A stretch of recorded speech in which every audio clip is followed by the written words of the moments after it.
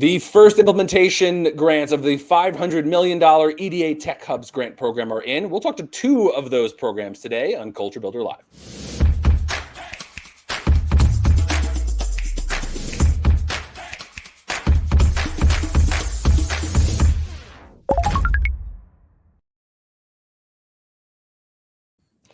Hey, I am Chris Wink. I'm the CEO and co-founder of Technically, the 15-year-old now news organization covering technology and entrepreneurship in a half dozen U.S. markets. We have been covering for the last 18 months or more the EDA Tech Hubs program, $500 million program that has made their first round of implementation funds into regions around advanced technologies. We're talking to two of those regional programs to learn a bit more about what happens next. Joining me, I have Andrew Kossack. He's the EVP for Partnerships at Applied Research Institute. He's involved in the Indiana bid, we'll hear more about.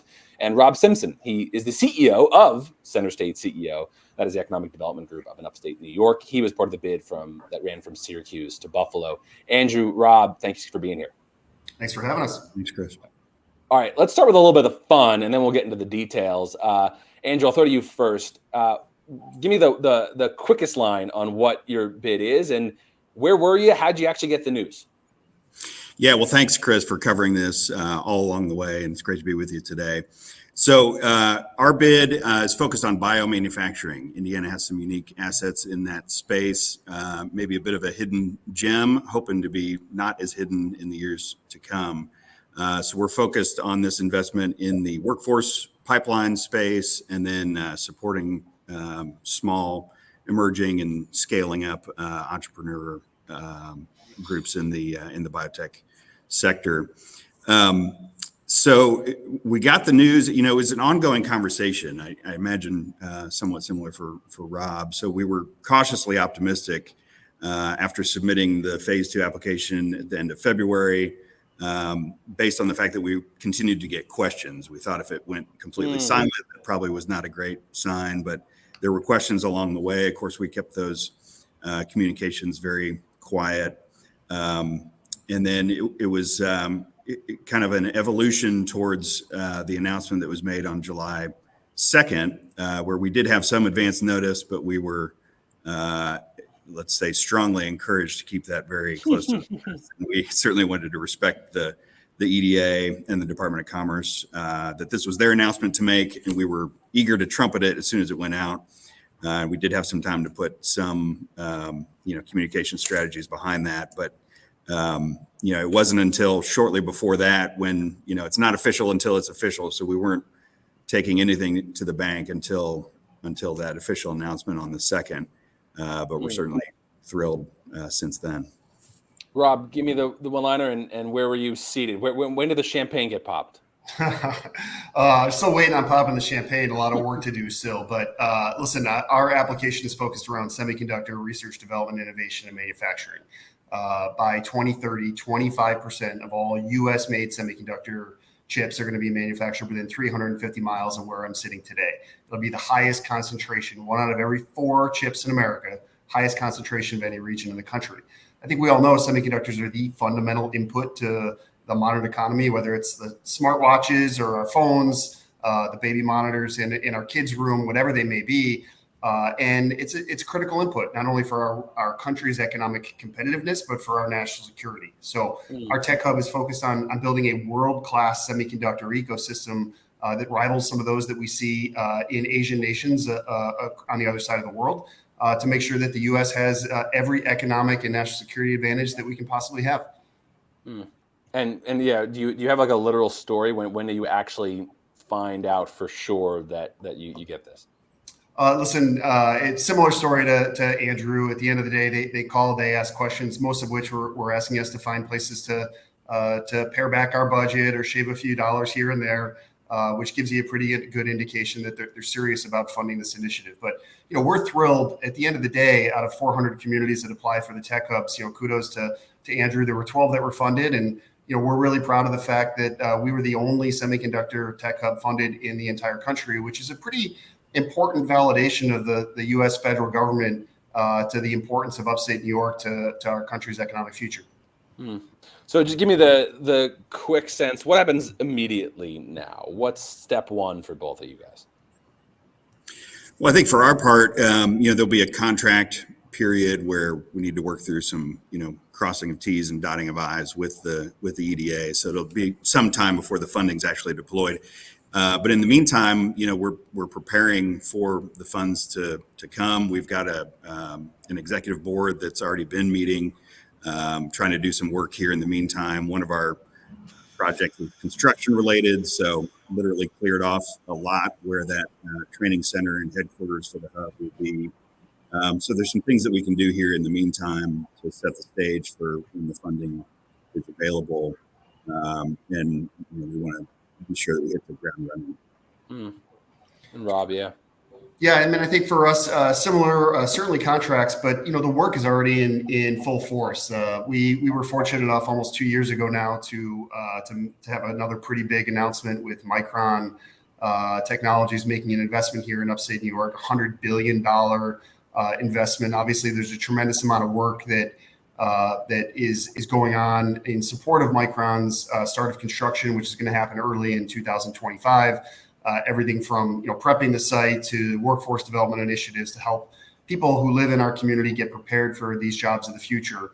And with the funding from EDA, we're going to be able to double down on that. Our funding really is focused on 3 core areas that are required for us to execute in the semiconductor space. One is workforce development. The other is innovation and technology commercialization, particularly working with our higher education institutions.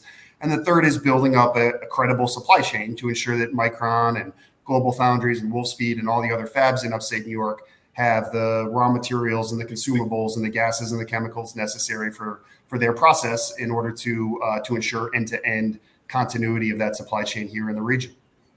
I want to close out in a sec here around what your favorite metrics are for success, but let's talk a moment here on industrial policy. So like for us in the business press, spent 15 years covering and interviewing how economists view the role of federal governments in the whole in economies.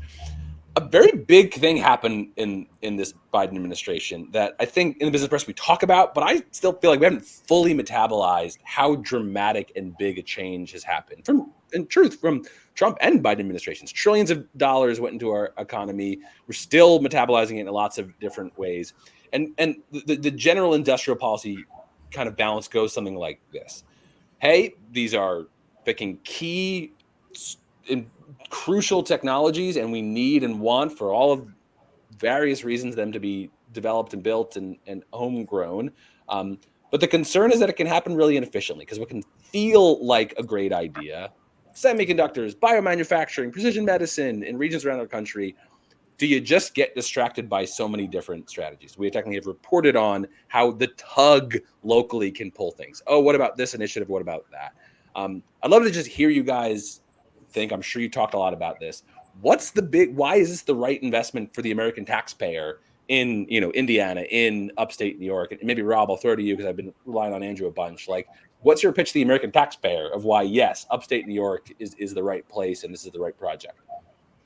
Listen, at the end of the day, 90% of all the semiconductor manufacturing that happens in the world right now happens on the island of Taiwan. 60% of all the advanced chips that are manufactured in the world that go into everything from automobiles to our missile defense systems are produced on the island of Taiwan. That's 68 miles off the shore of China, which doesn't exactly have pure intent as it relates to Taiwan. That's pretty publicly known. So, there really is a significant economic and national security imperative to bring this industry back to the United States. And I think what taxpayers should know and should understand is that ultimately, the semiconductor industry was born here in the United States of America. They were invented here in the United States of America. And through years of, frankly, my perspective, economic neglect, we allowed critical components of this industry to migrate to other parts of the world. And this is our chance to reclaim some of our hard-earned invention heritage. It's an opportunity to put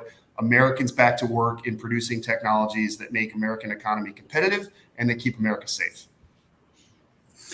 Yeah, it's well said, Rob.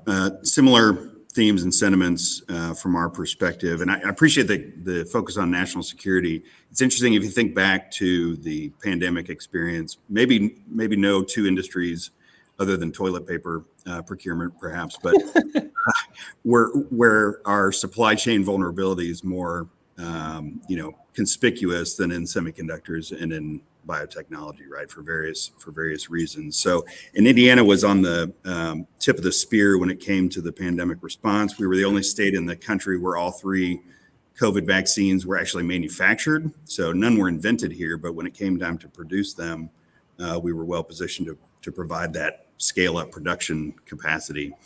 And that's one of the value propositions that I think we can offer to the nation. I think as you look at the portfolio of hubs that the federal government is investing here, that's a strategic theme of underutilized capabilities right here in the United States, often in what folks may consider flyover country, but there's some tremendous assets that need to be brought to bear for the benefit of the nation. Both from a national security perspective on the defense side, but then also even just our commercial economic strength. So we hope to feed into that, and it's going to be an interesting. I'm sure it'll be studied for some time going forward, where we have this broad cross section of geographies and technology areas, and then the various ways that our fellow hub recipients are going to implement. There'll be quite a few lessons to learn. I'm going to move us to kind of final leg of just trying to check in on what you hope will happen.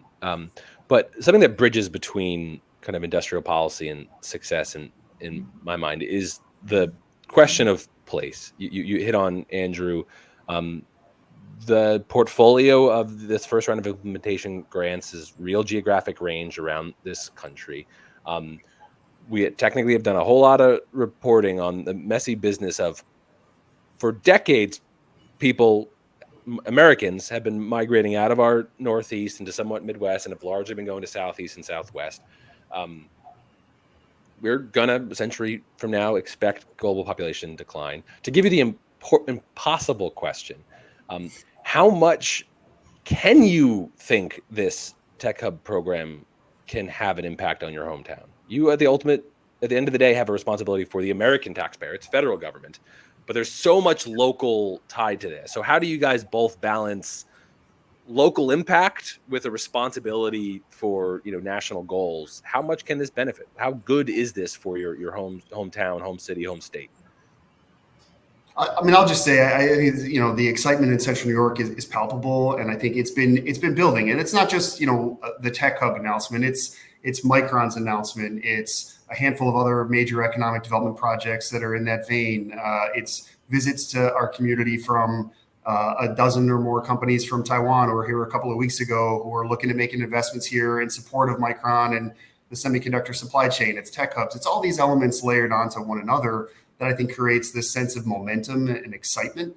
But I think what's really important is that, in a lot of ways, economic development is finding a way to take the place that you care about, your hometown, and insert it back into the value chain, the production value chain associated with what matters to the world. And, Syracuse is a place, much like Indiana, that has a really robust history of inventing things, of manufacturing things that matter, that have changed lives all over the planet.